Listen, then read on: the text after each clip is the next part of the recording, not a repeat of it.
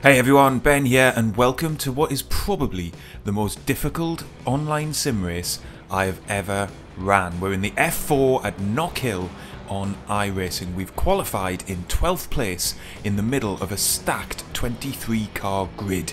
But the average lap time here at this circuit is less than 50 seconds and we've got a 20-minute race to go, so it's going to be incredibly busy. And as you saw from my practice laps, this course is treacherous. Almost every corner presents a big challenge, so I'm going to have to be alert. But we're ready to go on the grid here. Red lights are on and we're about to go green and we are underway. You can see a couple of the cars around us opting to start from the pit lane. That might well be the sensible choice here as we're barreling down to T1. It means we'll make up at least a couple of places, but look at the cars fanning out as we go down the hill. Undulating circuit here at Knockhill for the first time. We've got one car in trouble on the right hand side. He's lost it completely. We have to get around his outside and just avoid contact there as we come up the hill for the first time. The most difficult corner on the circuit.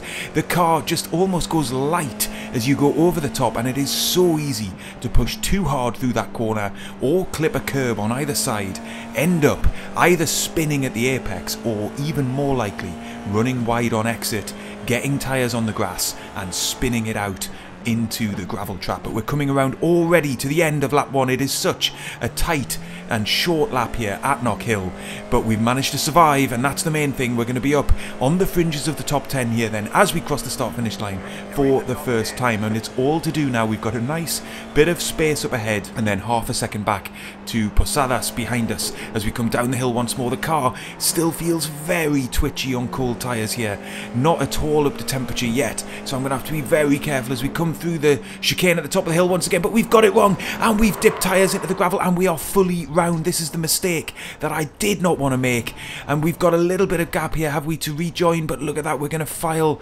all the way to the very back of the pack. That is what I wanted to avoid. Let's take a look back at that first corner incident then with the car on the inside. That is Roy in the classic Williams livery there, just coming together with another car, running out of space, and he ends up having to park it on the apex. And then just one lap later, it was my turn to make a mistake. Very, very small margins there, but just ran it out just a little bit wide and unfortunately span the car out. So we rejoin on the very same lap, just coming through the final corner, and we are essentially in third last position, all the way back in 20th spot. And we've got a huge amount of work to do now to rescue something from this race, because my goodness, we've got 18 minutes left to go, so we've got plenty of time, but passing cars on this circuit is hugely difficult. And what's more, you know there are going to be incidents. There's another one up ahead. Car span it out at the chicane. Look at how close we come to Garcia up ahead as everybody slowed down to just get past that incident in case McDonald, who was out on the right hand side, rejoined in a treacherous way. Thankfully he didn't, and we were all able to snake on past, so that is one position back. At least we'll be up into 19th position at the end of this lap. But I'm now at the moment in the cockpit just thinking about what's a realistic goal then from this race, other than, of course, trying not to have any more incidents through the rest of this race, and that is going to be a really, really tall order. At the very most, I think a top 10 is probably as good as it's going to get, but right now I've really got no idea what the pace is going to be like, and I've no idea whether we're going to be able to avoid any more incidents. But we've got another car out on the left hand side there. That's Reynoso rejoining just ahead of us, and that again is going to slow us down at the most difficult part of the track. Thankfully we keep control of the car as we come over the crest of the hill, but look at that, we've got two cars up ahead of us now then in striking distance, but it looks like Garcia might be about to make a move on Reynoso, who is obviously slow, having rejoined in the previous lap. If it's going to be a dive, it's going to be a late one, and he is going to make it down the inside of the final corner. They've both ran wide. That's going to give me a chance to get up the inside of both, and it looks like Garcia's had a big incident behind us, and that then is going to cost him even more positions there. Let's take a quick look at this on the replay then. Garcia diving down the inside of Reynoso. That gives us the chance to get down the inside of both of them as they ran wide. And then Garcia and McDonald coming together in the background there. Both will have damage from that.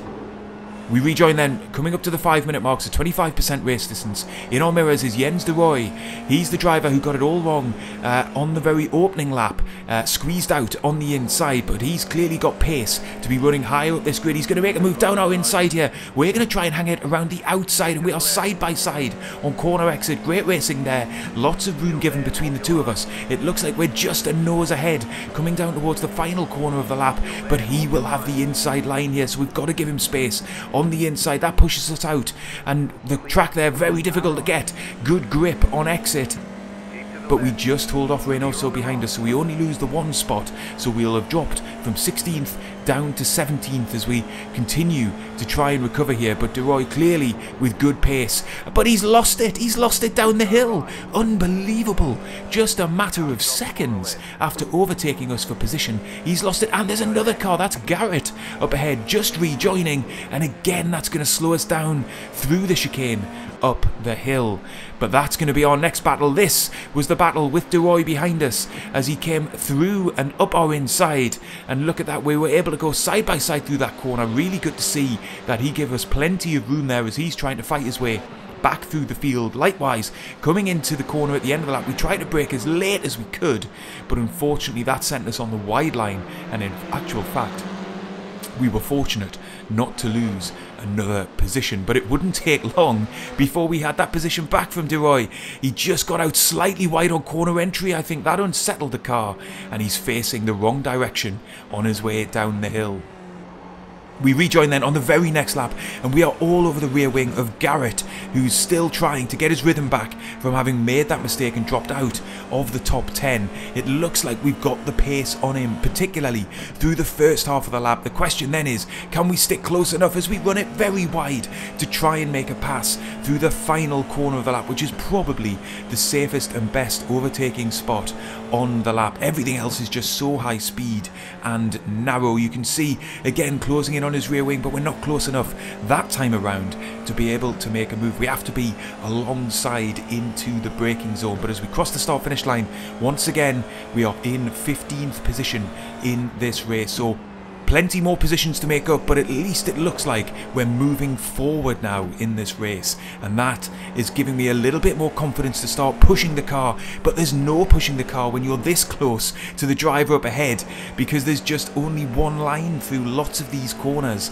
so we're being boxed in essentially at the moment. But we get a very good run through that corner, keep the car in 4th gear. That then is going to give us the momentum coming down this back straight, and hopefully to make a move down the inside. He hasn't covered us off, so we're going to have space to get on the brakes slightly later, make the apex, but keep the car nice and tight so we don't make contact. And we're side by side, but it looks like Garrett has the better exit between the two of us, and there he goes. Look at that, he's got much better traction. We have to just sit in behind him once again then for another lap, and this is beginning to get a little bit frustrating because I know I can run quicker than this, but in fairness I'm just not able to find a way past Garrett at the moment. Look at how much we close in through this opening part of the lap, but then we have to get out of it because you just can't run that close behind another car through that uphill chicane. We're coming again into the right-hander. Car feeling a little bit unsettled on corner entry there. It doesn't look as if we're going to be close enough to make a move down the back straight once again. We're getting attention from Reynoso behind as well, so I've got to take a defensive line. That's not an attacking move, it's a defensive move to keep Reynoso behind us, and thankfully we're able to do that. But it looks like it's going to be a long race stuck behind Garrett here as things stand. We fast forward a couple of laps, and now we've got de Roy behind us. He's made the move on Reynoso, and so we're coming under pressure once again from the classic Williams liveried car. He's having a very eventful race in this one. It looks like we might have made up a spot from a car having to go into the pits there, so maybe we've made up an extra spot. But in the meantime, my eyes are all in my rear view mirror because I'm coming under heavy pressure from behind, as well as having to just keep an eye on the car ahead in case he makes a mistake. And we're slow through the uphill chicane that time. That's going to give de Roy the initiative down our inside once more. This time we're not side by side, he's made the move count, and we're going to drop a position back to 16th in this race. Unfortunately, de Roy getting up on the grass there somewhat curiously, but he manages to keep hold of the car. So we spent a good number of laps stuck behind Garrett, and now it's going to be De Roy's turn to try and find a way past. And I guess my best bet at this point of the race, as we're over half race distance now, is to try and follow De Roy through if he's able to get past Garrett. But if it's anything like the battle I had with Garrett, that is not going to be an easy thing to do. He's closed right in here through this middle sector. Oh, but Garrett's got it wrong. Maybe there was contact between the two cars, because De Roy is very slow here, and now for the first time we're getting blue flags from behind as well. Let's take a replay of that incident to just see how Garrett, he made a mistake. Look at that, there was no contact. De Roy actually does very well to avoid running into the back of him. So finally we're released from behind Garrett. Maybe now we'll be able to make a bit more progress. Off on the left hand side there as we rejoin the live action. Posada has made a mistake, so that will be another position for us. But look in our rear view mirror, Adam Fitzgerald, the leader of this race, is about to come through and lap us. There's another yellow flag out. I'm not quite sure where the incident is. It looks like it might be up ahead of us. Yes, it is. It's a back marker. Xavi Luna rejoining the track there on the right hand side. We will get past because we've got the momentum in order to do it down this back straight. We fast forward another lap or so, and you can see up ahead the leader's lost it. Unbelievable, he only lapped us just one lap ago at that very corner. And then under no real pressure in the lead of this race, he's binned it as well. This is such a chaotic race. And now behind us, Luna might be looking to unlap himself. This is very, very unhelpful for me. I've got no problem really with letting him past if he's the quicker driver between the two of us. But it looks as if he's attacking down into T1, is it? No, he's thought better of it. That's good. He's slotted back in behind us. But there's no doubt he's got more pace than we do at the moment. So I'm going to take a very wide entry to this corner, slow down on the exit and just let him pass. I don't want him harrying us through this next corner. Oh, and he's lost it as well. Unbelievable. And I'm feeling pretty relieved that I did let him pass, because if he'd done that behind us, there's a very good chance he would have speared into our side pod. Here's a quick replay of that then. The action here is just relentless. So we let him past on the inside, and then just 2-3 seconds later, he's lost it up the hill and is off into the gravel trap. So a little bit of good luck there that we weren't caught up in Luna's mistake and we just let him past. We rejoin then with less than 5 minutes left to go. Once again then, we're coming up to De Roy up ahead. Oh, but look at that, Ringrose has made a mistake. He's off at the final corner. That will be another position for us, and that then is us up into 12th position. So we said we might have half a chance of getting up into the top 10. That still feels like a long shot at the moment, but there are incidents up ahead. Are there? Yes, there are. De Roy is gone again. Unbelievable. It's been the story of this race that we've been on track with De Roy, and unfortunately for him, despite having great pace, he has just been involved in so many incidents that we keep repassing him on track. This then is the car up ahead in the Porsche livery going off at the final corner to give us another position. You can see rejoining very safely. There we go in the foreground. And here's De Roy for one final time, just losing it down the hill, perhaps caught out by the front runners there coming down the hill.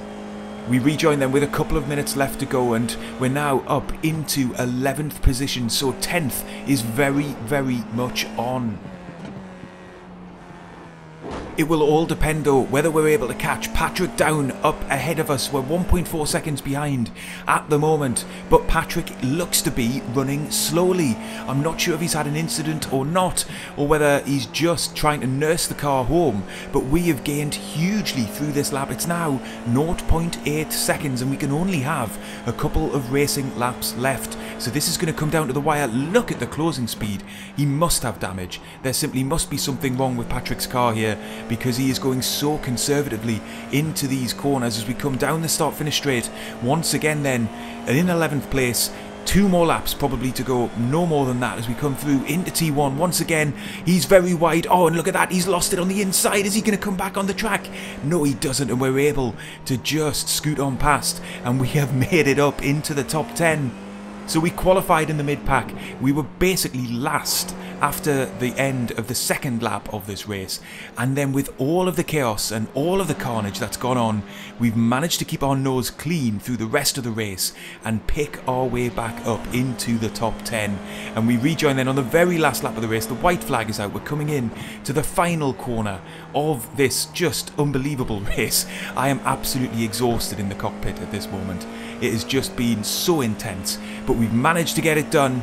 We come across the start finish line, take the checkered flag, and we finish in 10th position. And we've actually got a boost both to our I rating and to our safety rating, which I'll be honest, particularly at the end of lap 2, I did not think was going to be possible. If you do own this car and track combination, you owe it to yourself to give it a go, but just be warned, it's not for the faint-hearted. If you've enjoyed this video, check out the one that's on screen. It's a fantastic race, and I will see you next time.